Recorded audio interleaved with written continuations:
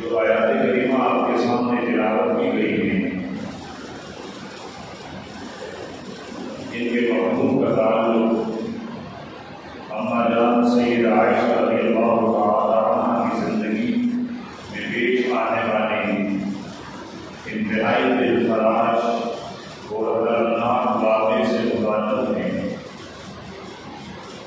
ہم سیرت کے سلسلے کو بیان کرتے ہوئے آپ صلی اللہ علیہ وسلم کی ہجرت کے بعد مدینے کی زندگی کے 6 سال تک پہنچے ہیں کہ پیارے پیغمبر نے ہجرت فرمائی تو مدینہ منورہ میں پہلے سال کے، دوسرے سال کے، تیسرے کے، چوتھے، 5ویں ان سالوں میں کون کون سے بڑے واقعات پیش اور رونما ہوئے۔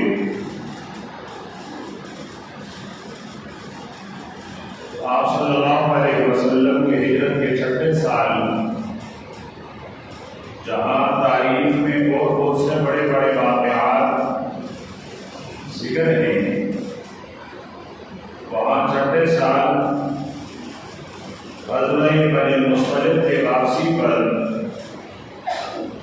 تاریخ میں ایک نہایت ہی دردناک واقعہ سبب ہے جو واقعہ طف کے نام سے مشہور ہے۔ غزوہ ملیسر یا غزوہ بنی المصطلق، آپ صلی اللہ علیہ وسلم نے جب اس غزوے کا ارادہ فرمایا، جس طرح پہلے آپ ہر سفر کے لیے ازواج مطہرات کے درمیان قرعہ نکالتے تھے، جبکہ یہ آپ صلی اللہ علیہ وسلم کے لیے کوئی ضروری نہیں تھا۔ اگر پیارے پیغمبر قرعہ ڈالے بغیر کسی بھی زوج محترمہ کو حکم دیتے اور بہت کا رفیق سفر بنتی، اس میں آپ صلی اللہ علیہ وسلم پر کوئی حرج نہیں تھا۔ آپ اس قرعہ ڈالنے اور قرعہ کے ذریعے کسی ایک بیٹی کے انتخاب کرنے کے پابند نہیں تھے، لیکن ازواج مطہرات کے دل رکھنے کے لیے پیارے پیغمبر ہمیشہ سفر سے پہلے قرعہ ڈال کر اپنے ساتھ کسی بھی رفیق محترمہ ان کو اپنے رفیق سفر بنانے کا انتظام فرماتے۔ تو اس سفر میں بھی جب قرعہ ڈالا گیا تو یہ قرعہ اماں جان سید عائشہ رضی اللہ تعالی عنہ کے نام نکلا۔ آپ شریک سفر ہوئے، غزوے تک پہنچے۔ غزوے کا تفصیلی واقعہ مجسد میں عرض کر دیا گیا تھا۔ واپسی پر آپ صلی اللہ علیہ وسلم نے ایک جگہ پڑاؤ فرمایا۔ آپ اور صحابہ کرام کچھ دیر کے لیے ٹہلے۔ جب جانے کا وقت آیا تو یہ حکم دیا گیا کہ اب تھوڑی دیر بعد ہم یہاں سے روانہ ہوں گے۔ تو شرکائے قافلہ ان کے جو طبعی حاجات اور ضروریات ہیں، اگر کوئی پورا کرنا چاہیں تو جلدی سے اس سے فارغ ہو جائیں تاکہ قافلہ یہاں سے روانہ ہو سکے۔ اجازت لے کر اماں جان سید عائشہ رضی اللہ تعالی عنہ بھی قضاء حاجت کے لیے تشریف لے گئے۔ قافلے میں جو اور خواتین تھی وہ قضاء حاجت سے فارغ ہوئی، اماں جان بھی قضاء حاجت سے فارغ ہوئی۔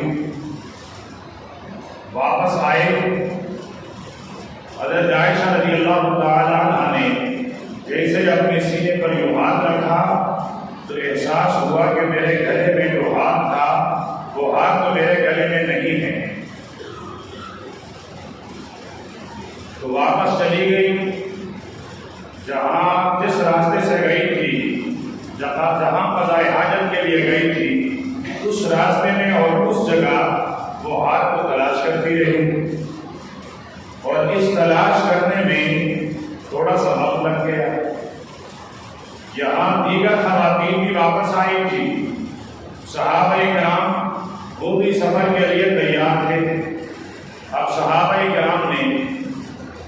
حجامے میں اماں جان بیٹھا کرتی تھی اسے اٹھایا اور سواری پہ رکھا۔ ایک تو اماں جان کی جسامت اتنی موٹی نہیں تھی کہ ان کو زیادہ وزن کا احساس ہوتا، اور پھر یہ کجاوا اٹھانے والے یہ اس عقیدت کے ساتھ کجاوا اٹھا رہے تھے کہ یہ ہماری دنیا اور جنت کی ماں ہے، تو عقیدت میں اٹھایا جانے والا وزن اس کے احساس ویسے بھی نہیں ہوتا، تو انہوں نے کجاوے کو سواری پر رکھا، سواریاں چل پڑی۔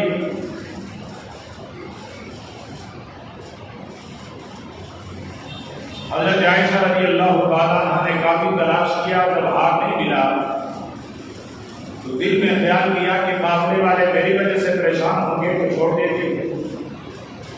واپس آئی، دیکھا قافلہ جا چکا ہے،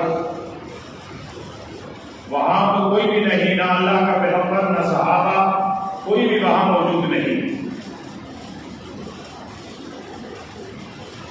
اب ہم جیسے بے عقل ہوتی تو کبھی اس طرف دوڑتی، کبھی اس طرف دوڑتی، کبھی اس طرف دوڑتی، کبھی اس طرف دوڑتی، لیکن اللہ پاک نے حضرت عائشہ کو جو عقل عنایت فرمایا ہے، یوں سمجھ لو کہ وہ امت کا 10واں حصہ ہے۔ اتنی بڑی عاقلہ، تو جہاں سے قافلہ روانہ ہوا تھا اسی جگہ آ کر بیٹھ گئے کہ جب یہ اگلے پڑاؤ پر جائیں گے، کجاوا اتارا جائے گا، اللہ کے پیغمبر دیکھیں گے کہ میں کجاوے میں نہیں ہوں، تو وہ لوگ واپس سیدھا یہاں تلاش کرنے میرے پاس آئیں گے۔ اگر میں ادھر ادھر چلی گئی، پہلے تو خود بھٹک جاؤں گی، راستہ معلوم نہیں ہے، اور دوسرا یہ کہ وہ قافلے والے جب میرے تلاش میں آئیں گے تو اس جگہ پہ مجھے پائیں گے نہیں، تو مجھے تلاش کہاں کریں گے؟ وہاں آ کر بیٹھ گئے، تھکی ہوئی، پریشان، قافلہ چل رہا ہے۔ کچھ دیر کے بعد حضرت عائشہ رضی اللہ تعالیٰ عنہ کی آنکھ لگ گئی۔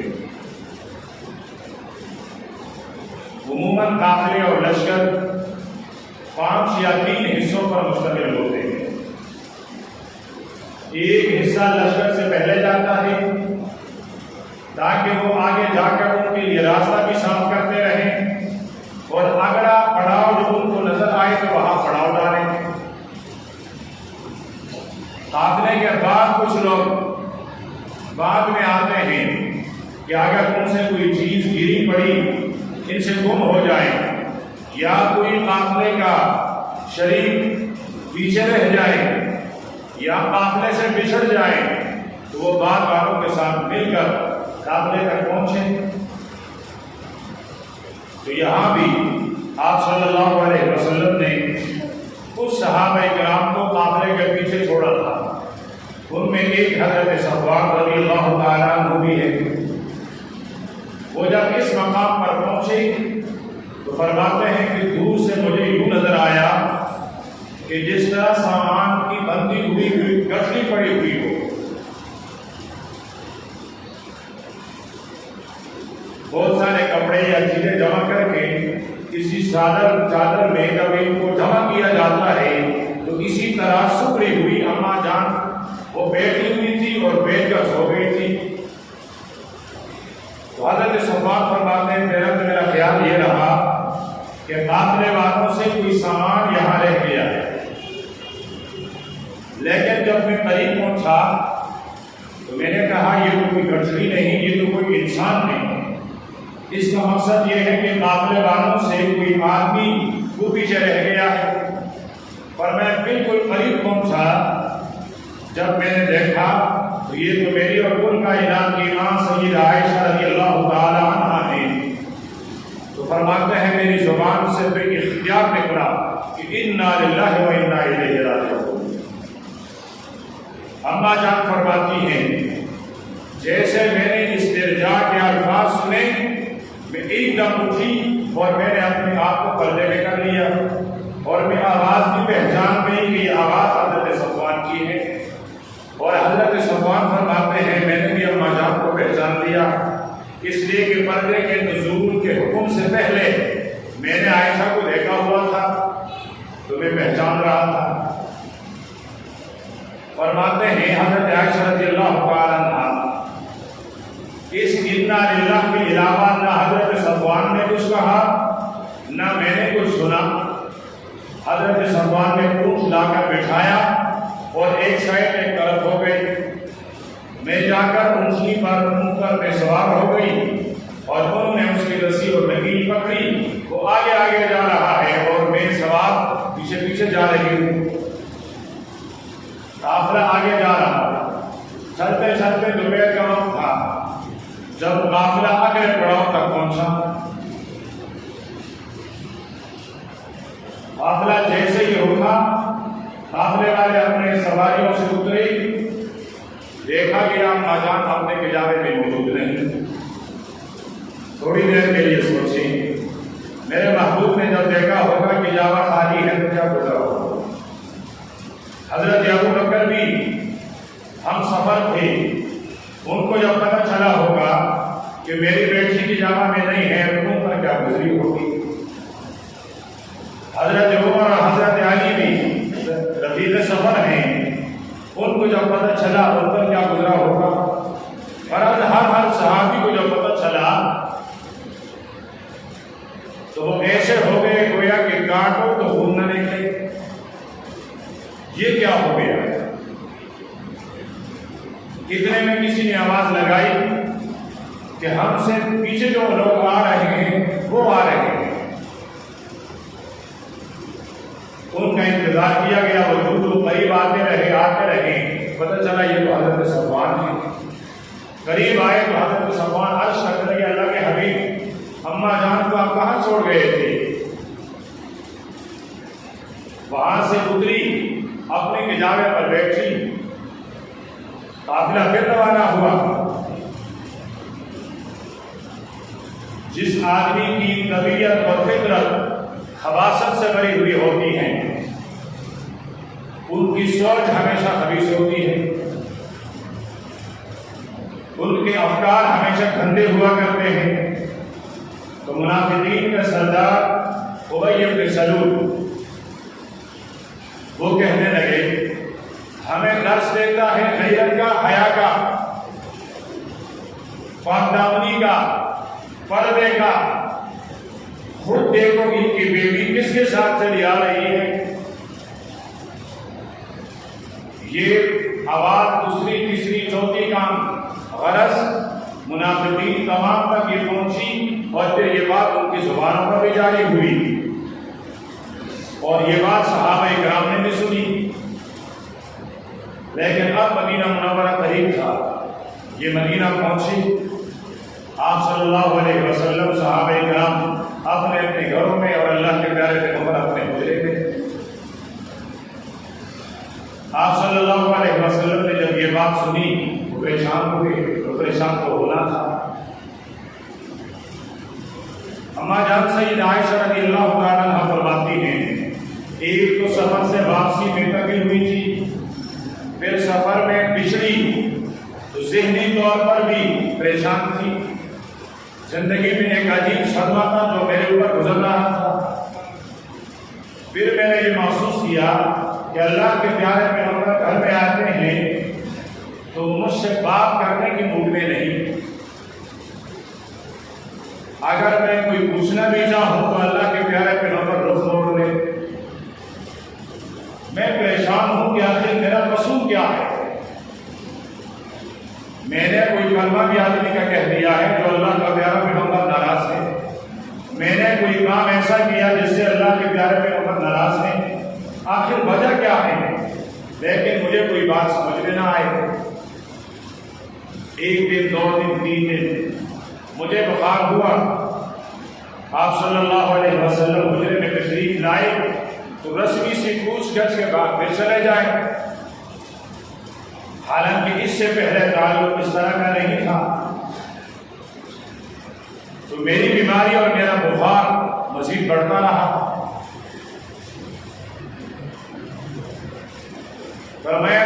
دفعہ میں نے یہ ارادہ کیا کہ میں اللہ کے پیارے پیغمبر سے یہ عرض کر دوں کہ آپ مجھے اجازت دیں گے تو میں اپنے والدین کے ہاں چلا جاؤں تاکہ وہاں سے معلوم کر سکوں کہ آپ صلی اللہ علیہ وسلم کے بے روحی کی وجہ کیا ہے، لیکن میں درخواست نہ کر سکی۔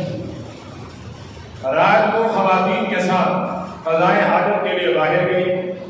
عام دیہات میں یہی ماحول ہے، اس وقت مدینہ میں کے اندر بھی یہی ماحول تھا کہ خواتین اندھیرے میں اپنی قضائے حاجت کے لیے آبادی سے باہر جایا کرتی تھی، اور پھر 5-6 خواتین 10 تک مل کر ایک ساتھ باہر جا کر اپنی قضائے حاجت پوری کر کے واپس آیا کرتے تھے۔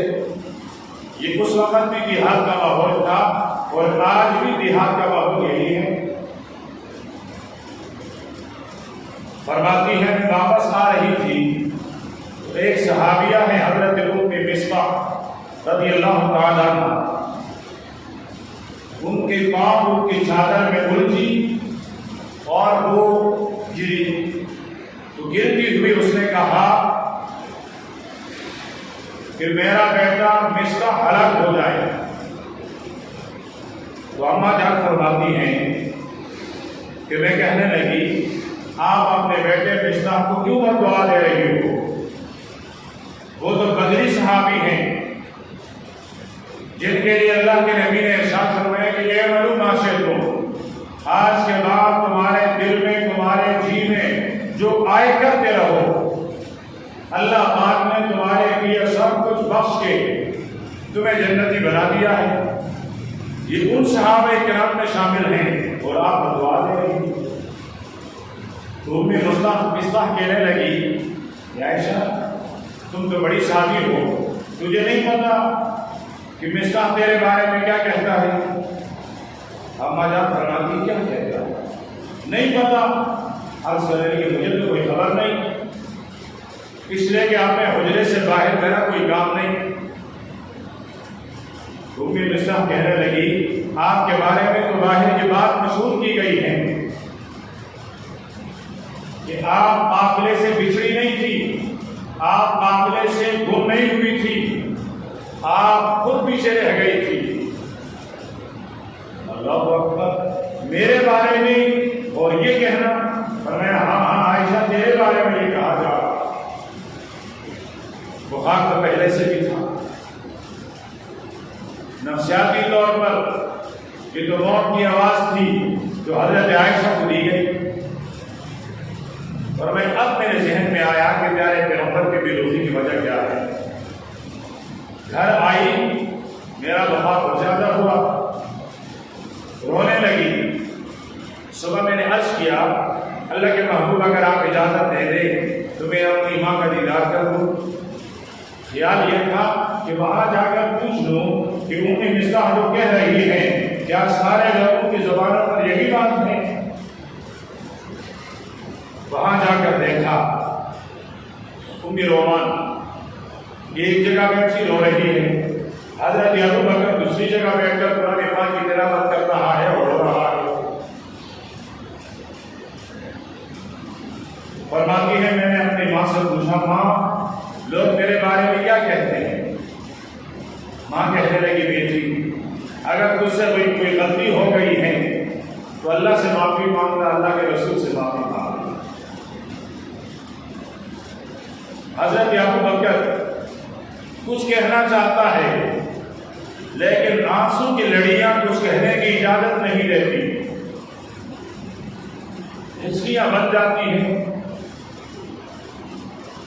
ٹکڑوں ٹکڑوں میں یہ بات حضرت ابو بکر نے بھی کہہ دی کہ بیٹی اگر آپ سے کوئی خطا اور غلطی ہو گئی ہے رب سے بھی معافی مانگ لے، رب کے لاڈلے پیغمبر سے بھی معافی مانگ لے۔ ہم تو تباہ ہوئے، ہم تو ہلاک ہوئے، ہم نے اس کاشانہ نبوت کے ساتھ تعلق اس لیے چھوڑ دیا تھا، میری تمنا یہ تھی کہ وَأَن يَكُونَ ابْنَتِي فِي بَيْتِكَ کہ آقا میری بیٹی آپ کے کاشانہ نبوت کی زینت بنے، تاکہ مجھے دونوں جہانوں کے سردار پیغمبر کا سسر اور پیغمبر کو میرا داماد کہا جائے۔ کل قیامت کو یہ میری بھی سفارش کرے، میرے گھرانے کی بھی سفارش کرے، لیکن عائشہ ہم کو لٹ گئے، ہماری تو عزت خاک میں مل گئی۔ حضرت عائشہ رضی اللہ تعالیٰ عنہا عرض کرنے لگی کہ دیکھیے آپ نے ایک بات سنی ہے اور وہ بات آپ کے دماغ اور دل میں بیٹھ گئی ہے اور آپ لوگوں نے وہ بات سچ سمجھ لی ہے۔ اگر میں یہ کہوں کہ میں اس بات سے بری ہوں تو تم کبھی بھی مجھے سچا نہیں مانو گے، اور جو کام جو الزام میرے اوپر لگا ہوا ہے وہ اللہ گواہ ہے کہ میں اسے بری ہوں، لیکن اگر میں یہ کہہ دوں کہ میں اس سے بری نہیں ہوں تو تم میری تائید کر لو گے، تم اس بات کو سچ مان لو گے۔ لیکن اب میرے پاس کچھ نہیں ہے سوائے اس کے جو یوسف کے ابا نے کہا تھا کہ فصبر جمیل، میرے پاس اب صبر بچ گیا ہے، میں صبر ہی کرتی رہوں۔ پھر مصلی لے کر گھر کے ایک خالی کونے میں تشریف لے گئی، نماز میں، دعا میں اور رونے میں مصروف۔ اتنے میں اللہ کے پیارے پیغمبر نے مسجد نبوی میں صحابہ کرام کو جمع فرمایا، صحابہ کرام سے رائے اور مشورہ طلب کیا، تم مجھے میرے گھر والوں کے بارے میں مشورہ دے دو۔ حضرت علی رضی اللہ تعالیٰ عنہ نے عرض کیا، اللہ کے پیارے پیغمبر آپ اپنے خادموں سے پوچھیں، بھانتیوں سے پوچھیں۔ حضرت بریرہ یہ خادمہ تھی، ان کو بلا کر پوچھا گیا، بریرہ تم عائشہ کے بارے میں کیا جانتی ہو؟ عرض کرنے لگی اللہ کے محبوب پاک ہیں، پاک نامہ ہیں، پاکیزہ ہیں، صرف اتنی بات ہے کہ سادی ہیں، آٹا بھوننے کے لیے رکھتی ہیں، کسی چیز کے لیے اٹھ کر چلی جاتی ہے تو بھول جاتی ہے، بکری آ کر اس آٹے کو مانگ لیتی ہے، کبھی آٹا بھون لیتی ہے اسی جگہ چھوڑ جاتی ہے، بکری آ کر اسے کھا لیتی ہے۔ شادی ضرور ہے لیکن پاک دامن ہے۔ اور صحابہ کرام سے رائے مانگا گیا، حضرت علی کی ایک رائے یہ بھی آئی، اللہ کے محبوب آپ کو عورتوں کی کیا کمی ہے؟ اگر آپ کا دل زیادہ پریشان ہو رہا ہے تو طلاق دے دیں۔ اور حضرت عائشہ فرماتی ہے یہ بات زندگی بھر میں کبھی بھولی نہیں، خاتون ہے نا کیسے بھول جاتا ہے، فرمایا یہ بات میں کبھی بھولی نہیں۔ اتنے میں حضرت عمر کھڑے ہو گئے، عرض کرنے لگے آقا یہ بتائیے عائشہ کے ساتھ نکاح کرنے کا مشورہ کس نے دیا تھا؟ فرمایا عمر کیوں؟ فرمایا آج عمر کی تلوار ریام سے نکال کر فرمایا عمر کی تلوار اس کا فیصلہ کرے گی کہ اس جیسے خاتون کو آپ کے بسترے اور کاشانے کی زینت کیوں بنوائی؟ آپ نے فرمایا مہرن یا عمر رک جا، دنیا والوں میں سے کسی نے مشورہ نہیں دیا تھا، مجھے جبریل نے ریشم کے کپڑے میں ایک دفعہ حضرت عائشہ کی تصویر دکھائی، پھر دوبارہ دکھائی، پھر دوبارہ دکھائی، رب کا حکم تھا کہ میں عائشہ سے نکاح کر لوں، اور میں اچھا یہ رب کا فیصلہ تھا؟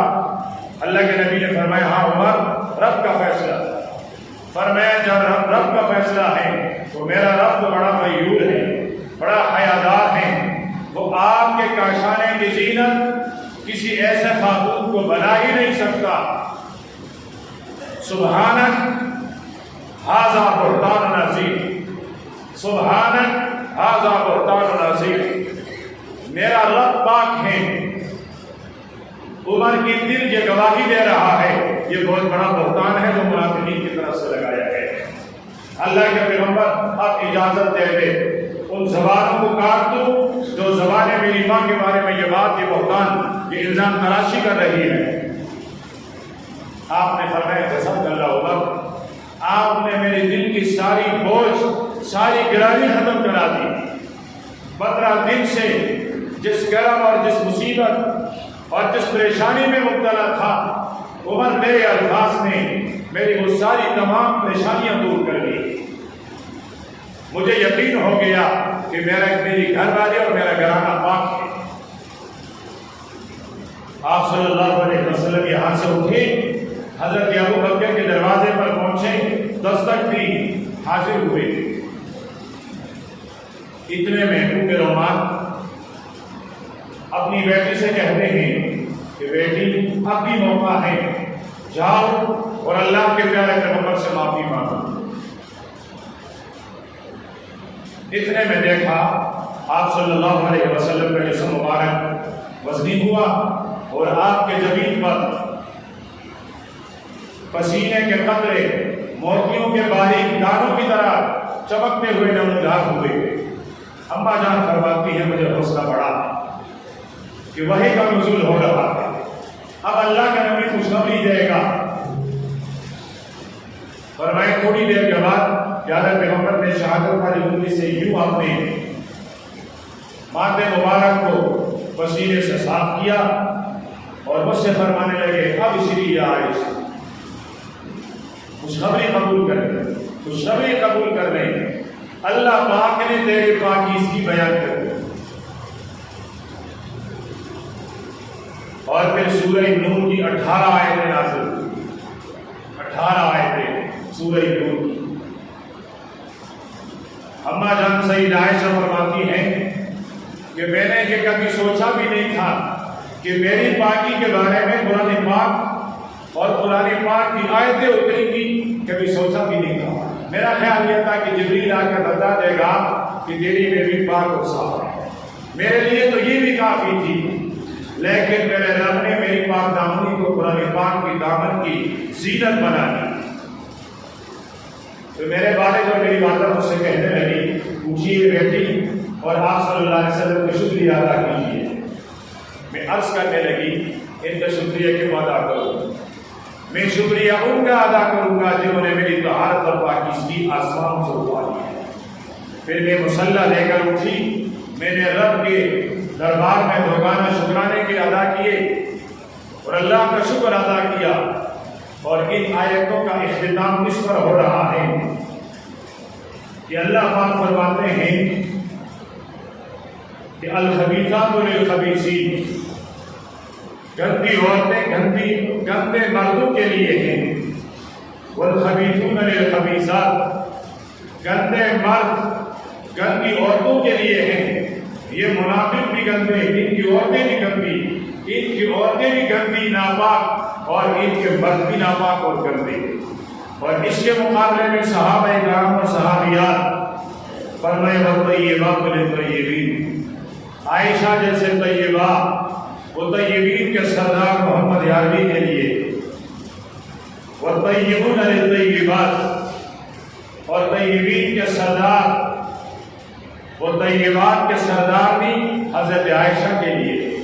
اولئک مبرؤون مما یقولون، اولئک مبرؤون مما یقولون، فرمائے یہ جو لوگ کہتے ہیں یہ گھرانہ، یہ اصحاب، یہ صحابیات، یہ ان سے بری اور بیزار ہیں، بے حیائی کبھی ان کے دامن کو تر بھی نہیں کر چکی ہے، ان کے دامن عفت کے قریب سے بھی کبھی نہیں گزری۔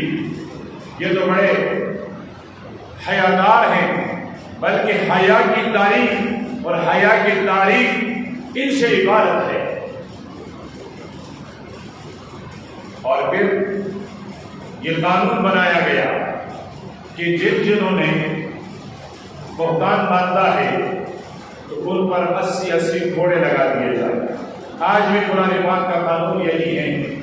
ہائی کاش میرے اور آپ کے قانون، میرے اور آپ کا دستور، میرا اور آپ کا منشور، میرا اور آپ کا آئین مکمل اسلامی ہوتا اور یہ دفعات اس میں شامل ہوتے تو یہاں بھی کوئی مرد اور خاتون اگر کسی پر الزام لگاتے اور پھر اپنے الزام کو ثابت نہ کرتے تو ان پر بھی 80 سے درے اور کوڑے پڑتے، اور وہاں ان منافقین پر اور اسی طرح 3 صحابہ کرام جو اس پروپیگنڈے کے شکار ہوئے اپنے ساتھی کی وجہ سے، ان پر بھی یہ کوڑے لگے۔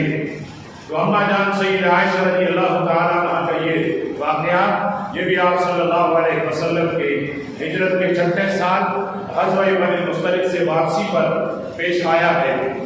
حضرت عائشہ رضی اللہ تعالیٰ عنہ کے بے پناہ فضائل ہیں۔ اللہ کے پیارے پیغمبر نے ارشاد فرمایا کہ حضرت عائشہ کی فضیلت ساری کائنات پر ایسی ہے جس طرح سری کٹی ہوئی روٹی، شوربہ اور گوشت کے ٹکڑے اور روٹی کے ٹکڑے جو آپس میں ملے ہوئے ہوں، سب سے لذیذ کھانا ہوتا ہے۔ فرمایا وہ کھانوں کا سردار اور عائشہ تمام کائنات کی سردارنی۔ اللہ پاک ان پر رحمت نازل فرماتے ہیں اور یہ رحمت نازل فرماتے رہے۔ حضرت عائشہ رضی اللہ تعالیٰ عنہ کی سیرت کے تذکرے کا مقصود صرف یہ ہے کہ کل حشر کے میدان میں ہم ان کے روحانی بیٹے ہیں، ان کے آنچل کے سامنے سے گزریں گے تو تمنا یہ ہے، آرزو یہ ہے، ہائے کاش اما جان ہماری سروں پر ہاتھ رکھ کر یہ ارشاد فرما لیں کہ ہم منافقین پروپیگنڈا کر رہے تھے اور سادے لوگ اس پروپیگنڈے کا شکار ہو رہے تھے، لیکن یہ میرے بیٹے میرے پاک دامنی کی آواز اٹھایا کرتے تھے اور سروں پر ہاتھ پہن کر یہ رب کے دربار میں عرض کر دیں، ربا یہ میرے بیٹے ہیں، میری شفاعت سے ان کو جنتی بنا دیں۔ اللہ پاک ہم سب کو یہ اعزاز نصیب فرما دیں۔ آپ صلی اللہ علیہ وسلم کی ہجرت کے 7ویں سال اور 32 سالوں میں کیا تاریخی واقعات پیش آئے ہیں، آئندہ نشست عرض کر دی جائے گی۔ وآخر دعوانا الحمدللہ رب العالمین۔